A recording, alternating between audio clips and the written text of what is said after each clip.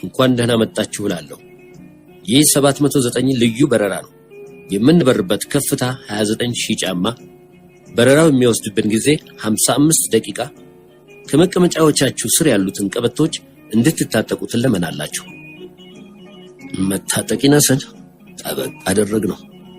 አውሮፕላኑ ከጥቂት ደቂቃዎች በኋላ አፍንጫውን ወደ ሰሜን ደገነ።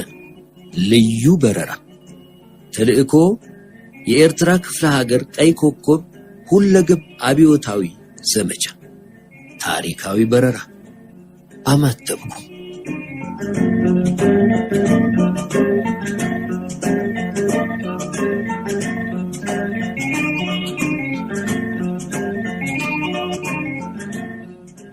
አስመራ ያን ቀን በዘንባባዎች ጥላ ስር ንግሆ ውጋታ ናይ ሰሜናዊት ብቅቲ አስመሪና የቀይ ባህር እንቁ ሸብረብ ክንብል ዝንፍል ብለው በየመንገዱ ዳር የሚታዩት ዘንባባዎችና የሰሜናዊ ቆነጃጅት ሹሩባዎች አንጻራዊ ውበት ባለቅኔም ባይሆኑ ስሜት ይቀሰቅሳሉ።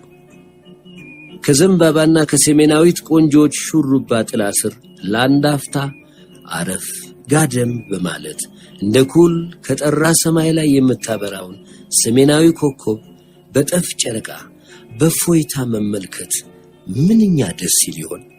ሰላም ናፍቀኝ።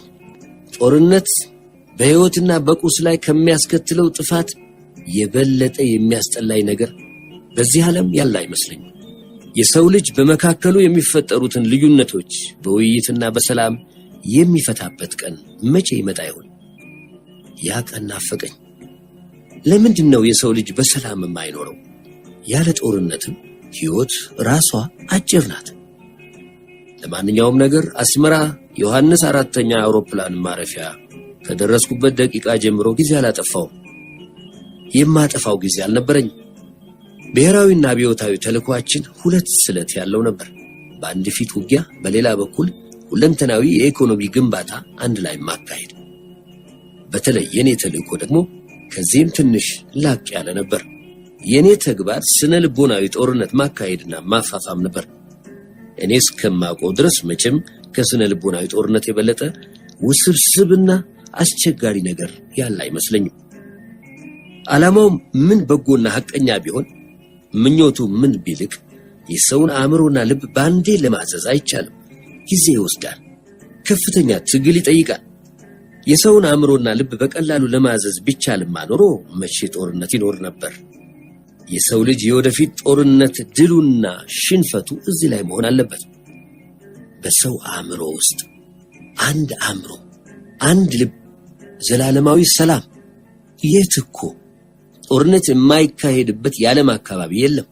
ሁሉም ቦታ ጦርነት።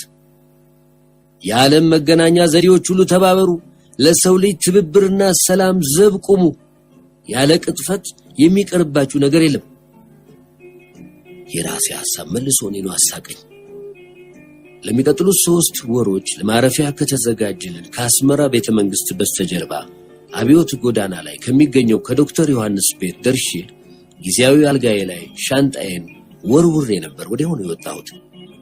የሰላም ዘንባባ የተሰኘ የቴሌቪዥን ፕሮግራም ለመስራት ለምን እንደሆነ እንጃ የአስመራን ዘንባባዎች ባየው ቁጥር የሰላምና የፍቅር ስሜት ይቀሰቀስብኛል።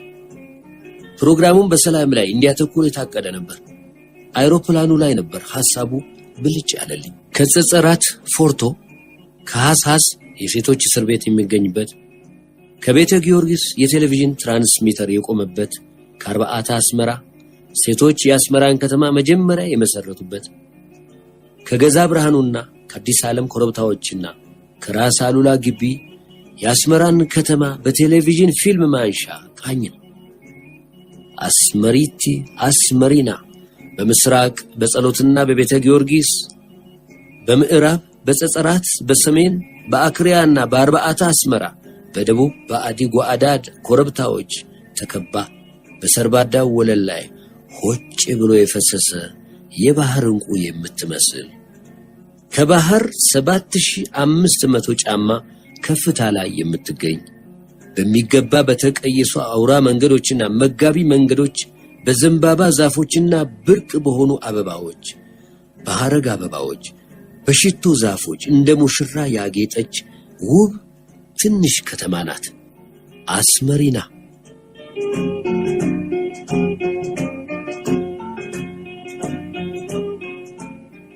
ሚያ ቤሌሳ ናተይ ጽቡቅቲ አስመራ ደስ ትለኛለች። የደስ ደስ አላት። በፊትም አውቃታለሁ። ጋዜጠኛ መሆን መቼም ጥሩ ዕድል ነው። ከቦታ ቦታ ያዞራል። ንቅናቄ የህይወት አንዱ አካል ይሆናል ጋዜጠኛ ከሆኑ። አስመራ ደስ ትለኛለች ብያለሁ፣ ግን የሚያስጠላኝ መልክ አላት። ትንሽ ከተማ በመሆኗ እፍን ታደርጋለች፣ ጠባ ታስጨንቃለች። ከመጥበቧና ከማፈኗ የተነሳ ልብ ሊፈነዳ ይደርሳል። መደበቂያ የላትም። እንደ አዲስ አበባ ወደ አንድ መንደር ጎራ ብሎ መጥፋት ወይም መሰወር አይቻልም። ታፍኖ ላለመፈንዳት ከአስመራ ወጣ ወይም ምጽዋ ወረድ ማለት ያስፈልጋል። ቀይ ባህር አለ። የባህሩ ሞገድ ተነስቶ እንደ ዘንግ ቆሞ ተመልሶ ሲወድቅ ማየት ልብ ያነሆልላል። የሐሳብ አድማስ ያሰፋል። ባህር ሕይወት ነው። የኢትዮጵያም ሕይወት ቀይ ባህር የሕይወት በር በፎይታ ያስተነፍሳል። ፀሐይዋ ከደመና ግላጭ ውስጥ ብቅ ብላ አይናፋር ሰሜናዊት ሹሩቤ መስላ ትታያለች። ቀኑ ይበርዳል። ቁር ሐማሴን ይነፍስ ነበር። የዘንባባ ዛፎቹ በሰላም መዝሙር የሚያረግዱ ይመስላሉ። እንዲህ እያሉ የአንድ እናት ልጆች በዓላማ ተለያይተው፣ በአመለካከት ተሳስተው፣ ተጣልተው፣ አስታራቂ ጠፍቶ፣ የብድ ገላጋይ በስቶ ከኮረብታዎቹ ወርደን ወደ ጠባቢቱ ውብ ከተማ ገባን። ሰንበል፣ ጉዳይፍ፣ ትንሹና ትልቁ ገጀሪት፣ ማይ ወላጮ፣ ቴራቬሎስ፣ ማይ ጭሆት፣ አዲስ ዓለም፣ ገዛ ባንዳ፣ ዕዳጋ አርቲ፣ ዕዳጋ ሐሙስ፣ ገዛ ብርሃኑ፣ ገዛ ባሻውል፣ ማይ ተመናይ፣ አንዱም ሰፈር አልቀረንም። አካለል ነው በቲቪ ካሜራ። የአስመራ መንገዶችና ህንፃዎች በኢትዮጵያ ሰንደቅ ዓላማዎች፣ በቀይ ጨርቆች፣ በአብዮታዊ መፈክሮችና ፖስተሮች፣ በቀስቶችና ልዩ ልዩ ቀለም ባላቸው መብራቶች አጊጠዋል፣ አሸብርቀዋል። ዘንባባዎች በመብራት ነደዋል። ከተማይቱ በእርግጥም ነዳለች፣ አብርታለች፣ ጦፋለች። ለታላቅ በዓል የተዘጋጀች መስላለች። ወደ ጫጉላ ቤት ልትሄድ የደረሰች የተዋበችና የታደመች ውብ ሰሜናዊት ቆንጆ አይናማ ሹሩቤ። የአዲስ አበባ አርቲስቶች፣ ደራሲያን፣ ታሪክ ጸሐፊዎች፣ ጋዜጠኞች፣ መሐንዲሶችና የኢኮኖሚ ሊቃውንት ኮምቤሽታቶን ብሔራዊ ጎዳናን ሆ ብለው የወረዱ ይመስላል። ገና ከፋብሪካ የወጡ ቀይ፣ አረንጓዴ፣ ቢጫ ላዳዎችና ላንድሮቨሮች በወታደሮች የታጀቡ ሰላማዊና ወታደራዊ ባለስልጣኖች ይዘው እንደ ሸማኔ መወርወሪያ ያለማቋረጥ ወዲያና ወዲህ ሽው ሽው ይላሉ በከተማይቱ ጎዳናዎች። ነዋሪው ሕዝብ በየደጃፉ በየቡና ቤትና በየሱቁ ቤት በር ላይ ቆሞ ተገርሞ ዝም ብሎ ይመለከታል። ምናልባት ከልቡ እንታይ መጽው እንታይ ዩዚ ግርግር ሽብድብድ የሚል ይመስላል አስተያየቱ። ኮምቢስታቶ መዝዋር ከሊአሙኒ ወይ መሰሎኒ ካብዚ ዶ ካፋአትኒ የተባለው በጣሊያን ጊዜ የተዘፈነው ዘፈን ትዝ ያላቸው የሚመስሉም አንዳንድ ወጣቶችና ኮረዳዎች ነበሩ። ሰላም ሰላም እንደምናችሁ፣ ከሸዋ መጣን ልናያችሁ፣ ሰላም ሰላም ኤርትራ ሰላም፣ አዝማሪና አዝማሪና ሳይቶፒዮ ቢላ ረጂና ስቱፒዶ ዳ ሎንታኖ ካስካ ኩሊሊው ካኢ ኢንማኖ።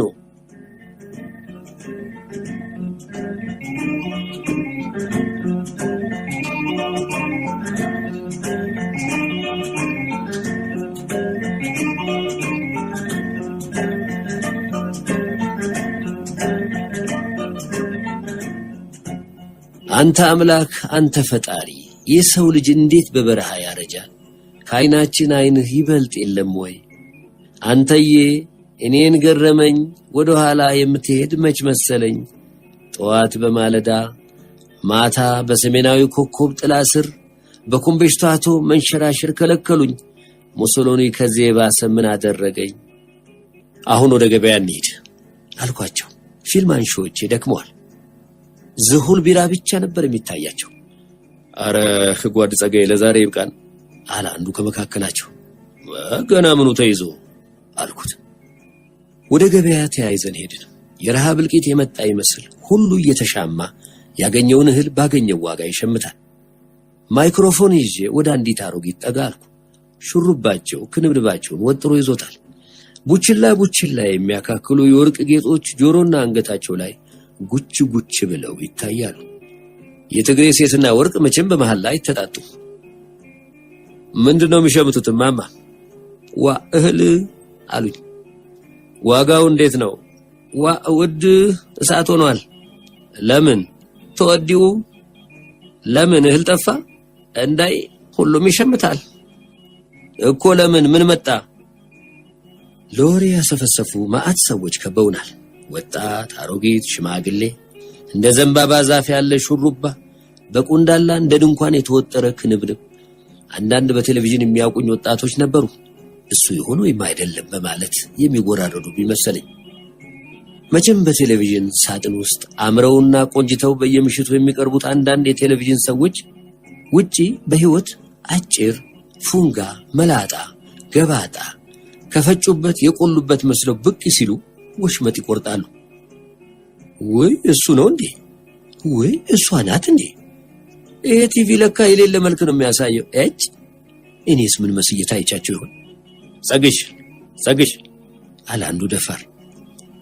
ስም ያለው መቼም ሞኝ ነውና ዘወር አልኩ። በውርርዱ ሳይረታ አልቀረም። አሮጊቷ በመጨረሻ ላቀረብኩላቸው ጥያቄ መልስ አልሰጡኝም። በብሩህ አይናቸው ዝም ብለው ይመለከቱኝ ነበር። ምን ነው ስንተዋወቅ ባንተናነቅ የሚሉ ይመስላሉ። የሁሉም አፍንጫ የጦርነት፣ የእልቂት፣ የረሃብና የቸነፈር አየር የሚያሸት፣ አይናቸው ምጽአት የሚያይ፣ ጆሮአቸው የጥይት ፉጨትና የሞት ዋይታ የሚሰማ መስሎ ታየኝ። ነገሩ የተገንጣይ ወንበዴዎች ተንኮል ሳይሆን ይቀራል። የተጧጧፈ ስነ ልቦናዊ ጦርነት በማካሄድ ላይ መሆኑ ገባኝ። ተናደድኩኝ፣ ደግሞ ማዘንኩኝ። ይህ የዋህ ሕዝብ አሳዘነኝ። የመሸበር፣ የመደናገጥ፣ የፍርሃት ደመና ጥላ ፊታቸው ላይ ያንዣብባል። በሞት ጥላ ግርዶሽ የተዋጡ ይመስላሉ። የባሰውን ተበሳጨው። የካሜራችን አይን ሸመታው ላይ አተኩሯል። ሸማችና ነጋዴ አይከራከሩም። ነጋዴው ባለው ዋጋ ይሸጣል፣ ሸማቹ በተባለው ዋጋ ይገዛል። የእህል ዘር፣ የጥሬ ዘር በየአይነቱ፣ ከሰል፣ የማገ፣